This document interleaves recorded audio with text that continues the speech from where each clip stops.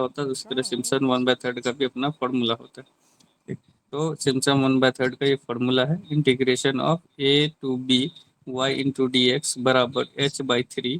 ठीक, y0 plus y n 4 into y1 plus y3 plus dot dot dot yn-1 plus 2 into y2 plus y4 dot dot dot yn-2। ठीक है। इसमें कभी कभी होता है क्वेश्चन में आपको एच का वैल्यू दिया हुआ रहेगा, कभी कभी एच का वैल्यू नहीं दिया हुआ रहेगा। तो जब एच का वैल्यू नहीं दिया हुआ है तो फिर एच निकालने का फॉर्मूला एक होता है एच बराबर upper limit minus lower limit by n. ठीक है, ये हो गया आपका अपर लिमिट, ये हो गया आपका लोअर लिमिट, और एन जो होगा वो नंबर ऑफ टर्म्स होगा, वो क्वेश्चन से डिसाइड हो जाएगा। तो उस पर हम लोग एक क्वेश्चन लिए थे कि evaluate integration of 0 to 1 dy/dx sorry dx/1 + x² using Simpson's 1/3 rule and take h equal to 0.25। तो यहाँ हमको h ए इजी है, पहला बेसिक क्वेश्चन है, इसीलिए h का वैल्यू हम इसमें डिफाइन कर दिए। ठीक, तो यही जो हमारा इक्वेशन क्वेश्चन में दिया हुआ था, इसी इक्वेशन को हम लोग अलग अलग नाम से जानते हैं। इसको y/dx भी बोलेंगे, इसको fx/dx भी बोलेंगे, और यही हमारा दिया हुआ 1/1 + x²। ठीक, और एक और चीज रिपीट कर दे रहे हैं, इसमें सिर्फ इंटीग्रेशन का साइन यूज हुआ है। ये जो आप लोग 12th में इंटीग्रेशन पढ़े होंगे उससे इसका कोई लेना देना नहीं है। बस देखने में लगता है कि ये इंटीग्रेशन है, लेकिन इसमें इंटीग्रेशन का कोई वर्क नहीं होगा, यानी किसी भी मतलब इंटीग्रेशन हम लोग करेंगे नहीं जो आज तक इंटीग्रेशन हम लोग पढ़ते हुए आए। एक एच बराबर यहाँ 0.25 दिया हुआ है। तो अब क्या है कि हमने यहाँ पे एक्स और वाई का वैल्यू निकालने के लिए एक टेबल बनाना होता है, और ये जो एच होता है वो इंटरवल होता है। क्या इंटरवल होता है? अपर लिमिट और लोअर लिमिट के बीच का इंटरवल होता है। तो हम लोग को जो यहाँ एक्स का वैल्यू लेंगे, ठीक है, वो एक्स का वैल्यू लेंगे लोअर लिमिट से लेकर के अपर लिमिट तक। लोअर लिमिट से शुरू करेंगे, अपर लिमिट तक जाएंगे, लेकिन इसके बीच का जो इंटरवल होगा वही होगा एच, यानी कि एच है 0.25। तो एक्स का वैल्यू पहले लेंगे 0, फिर प्लस 0.25, फिर इसमें प्लस 0.25, फिर प्लस 0.25, फिर प्लस 0.25। तो जो एक्स का वैल्यू होगा वाई में एक्स की जगह पर उसी वैल्यू को पुट करके वाई का वैल्यू हम लोग फाइंड करेंगे। यहाँ से भी वो सेम वैल्यू पुट किए फाइंड, यहाँ भी y का वैल्यू 0.5 पुट किए, फिर यहाँ पे x का वैल्यू 0.75, यहाँ पे x का वैल्यू 1 पुट करके हम लोग y का वैल्यू फाइंड कर लेंगे। यहाँ तक में किसी को दिक्कत नहीं? एक बार थम्स अप कीजिए, सबको समझ में आ गया तो।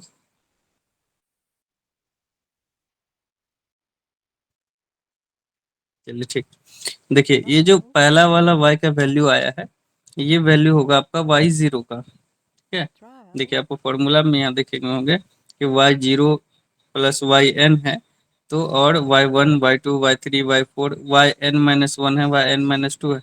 एक वैल्यू हमको y0 चाहिए, एक वैल्यू हमको yn चाहिए। जो आपका पहला वैल्यू निकलेगा टेबल में वो y0 का वैल्यू होगा, उसके बाद आपका y1 का वैल्यू होगा, फिर y2 हो जाएगा, फिर y3 हो जाएगा, और जो सबसे लास्ट वाला वैल्यू होगा वो वैल्यू आपका yn होगा। ठीक है, n मतलब कि लास्ट टर्म। तो ये लास्ट वाला वैल्यू जो होगा वो yn का वैल्यू होगा, फर्स्ट वाला वैल्यू y0 का होगा, और फिर बाकी 1 2 3 होगा। ठीक, अब इसी को हम लोग क्या करेंगे, पुट करेंगे फॉर्मूला में। यहाँ यहीं तक समझने वाला चीज था, आगे कैलकुलेशन का चीज है। वहाँ दिया हुआ है a to b y/dx बराबर h/3 y0 plus yn plus 4 y1 plus y3 plus, देखिए हमको वैल्यू में जो हमारा टेबल में y1 आया है y3 आया है, तो हम लोग को y1 और y3 तक ही इसको लेना है। जितना टर्म रहेगा उतना टर्म तक ही हम लोग को लेना है। तो y1 y3 तीन वैल्यू आ गया, दो वैल्यू आ गया इसका, फिर प्लस 2 इंटू, अब देखिए यहाँ पे तो फॉर्मूला हम देख रहे हैं 4 into y1 y3 dot dot dot, अगर y5 रहता तो लेते, मतलब जहाँ तक हमारा वैल्यू आया टेबल में हम इसको वहीं तक लेंगे। उसी तरह 2 into y2 y4 y6 y8 है, लेकिन हम लोग कहाँ तक लेंगे, y2 ही लेंगे सिर्फ, क्या y4 का वैल्यू तो हमारे पास है नहीं। डायरेक्ट हमारा जो लास्ट वाला वैल्यू आया है इसमें, वो लास्ट वाला वैल्यू इसमें yn का वैल्यू, तो वाई एन नहीं है, वाई थ्री तक ही लास्ट है, तो हमारे पास वाई फोर तो है नहीं, तो टू के साथ सिर्फ क्या आएगा, टू के साथ आपका आएगा y two, two into y two, बस हो गया। इसके बाद करना क्या है, सबका वैल्यू पुट कर देना है, उसके बाद आपका आंसर आ जाएगा। तो एच का वैल्यू जो था, एच का वैल्यू है 0.25/3। उसके बाद जो वाई जीरो का वैल्यू आया है, वाई जीरो का वैल्यू आया आपका 1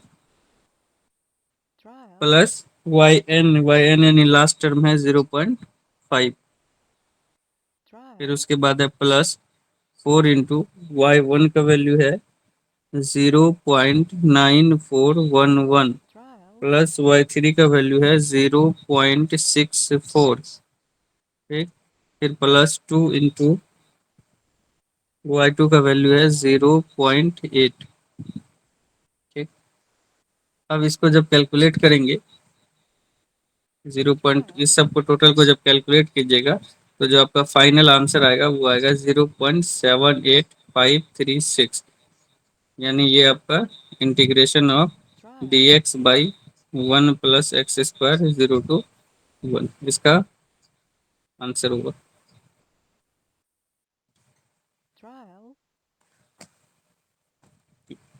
किसी को कोई दिक्कत है तो पूछ लीजिए, या किसी को नोट करना है तो वो भी बता दिए,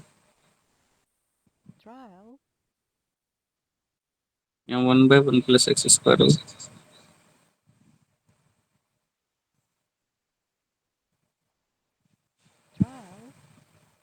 समझ में आ गया सबको?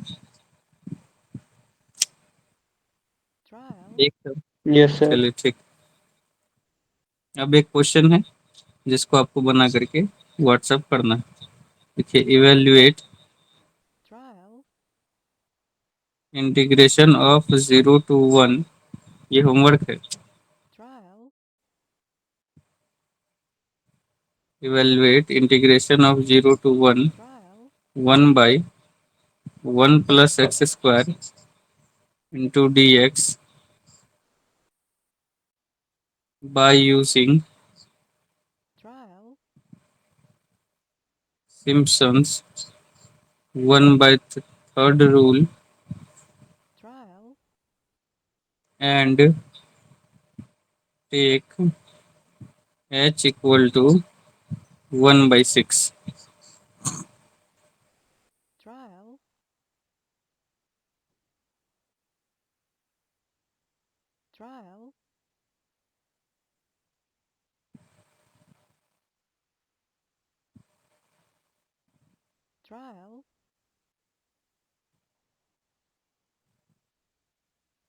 सर नीचे में कोई आसान नंबर दीजिए नहीं तो 1 से डिवाइड हो जाए। ये सबसे बेसिक है, इसके बाद प्रीवियस ईयर देखिएगा तो और दिमाग खराब हो जाएगा। अच्छा, इसको आसान दे ही देते हैं, तो लीजिए, आप ही बोले तो ठीक तो है सर।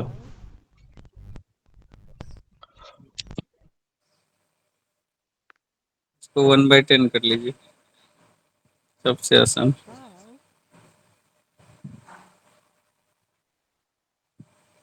सर कैलकुलेटर अलाउड रहता है क्या? नहीं जी, यही तो समस्या है बीसीए के साथ। बाकी सब जगह सर एमसीए अलाउ में तो रहता बीटेक है, में। डी लोग तो देखिए, क्या बोले? दीदी लोग तो देखिए, लोग के टाइम में अलाउ था सर। नहीं, अभी तक तो हम नहीं देखे हैं कि ना मेरे टाइम पे अलाउ था, ना उसके बाद 3-4 बैच था जहाँ तक अलाउड था। पूर्णिया यूनिवर्सिटी के बारे में नहीं पता, हो सकता है पूर्णिया दीदी लोग को यूनिवर्सिटी अलाउ यूनिवर्सिटी करे। एप्लीकेशन देने के बाद अलाउ रहता है। हाँ, क्योंकि डिस्क्रीट मैथमेटिक्स में ये ऊपर से बीटेक एमटेक एमसीए हम लोग को सब, वो सब में अलाउ है। लेकिन बीसीए पता नहीं, हम लोग के समय बीएन मंडल तो कभी अलाउ नहीं किया है। अब अगर पूर्णिया यूनिवर्सिटी अलाउ करता है तो आप लोग के लिए सोने पे सुहागा हो जाएगा। सर आप पूछ के बता दीजिएगा ना सर। ठीक है, ये चीज़ हम क्लियर कर देंगे। हाँ, आप लोग का एग्ज़ाम के बारे में सर तो नोटिस दे ही दिए थे ग्रुप में कि अगस्त के फर्स्ट वीक में एग्ज़ाम जाएगा, तो उस अनुसार आप लोग अपनी तैयारी जारी रखिए, ठीक है। फिर से एक बार और, ये कई बार क्लास में क्लियर कर चुके हैं, एक बार और आप लोग को बता देते हैं कि आपको जो वहाँ मैथ्स का क्वेश्चन मिलेगा, वो क्वेश्चन में आपको दो ग्रुप में क्वेश्चन रहेगा, ग्रुप ए और ग्रुप बी में। ठीक है। बनाना टोटल आपको 5 क्वेश्चन है। किसी एक ग्रुप से आप मिनिमम 2 मैक्सिमम 3 क्वेश्चन ही बना सकते हैं। Minimum 2 maximum 3। ऐसा नहीं है कि आपको इस ग्रुप का 5 आता है तो 5 इसी ग्रुप का बना दिए और बी ग्रुप से एक भी क्वेश्चन नहीं बनाए, वो आपका चेक ही नहीं होगा। किसी भी एक जो पहला ग्रुप आप बनाइएगा उस ग्रुप से आपका टोटल 3 क्वेश्चन ही चेक होगा। जैसे आप ग्रुप ऐसे मान लीजिए बना दिए। बोलिए। क्वेश्चन में ऐसा लिखा कहाँ कुछ रहता है, लिखा रहता है क्या एनी क्वेश्चन 5। है? उसके बाद लिखा, ये तो हाँ, नॉर्मल क्वेश्चन है जो आपका ग्रुप इसमें ग्रुपिंग दिया हुआ है। मैथ्स का क्वेश्चन उसमें लिखा हुआ रहेगा ग्रुप ए ग्रुप बी। नहीं लिखा है क्या? हम भेज देंगे और कुछ कुछ जो लेटेस्ट इधर क्वेश्चन है ना वो हम भेज देंगे आपको।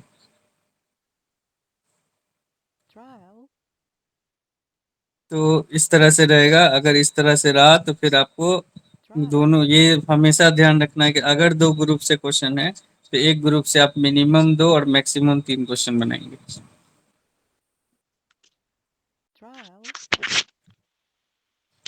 चलिए होमवर्क लिख लिए सब लोग। Yes, sir. अटेंडेंस बोलिएगा। बोलिएगा मयंक, यूनिवर्सिटी रोल नंबर।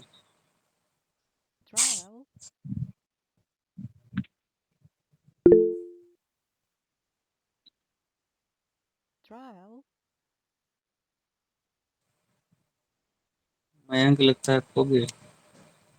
1706। निधि 1690. 1690। Gavin 1708 sir. 1708। सैयद 1700। 1700। बस 1700। वाह। लकी कुमार 1615 ऋषु 1689 कितना बोला लकी? 1689 रवि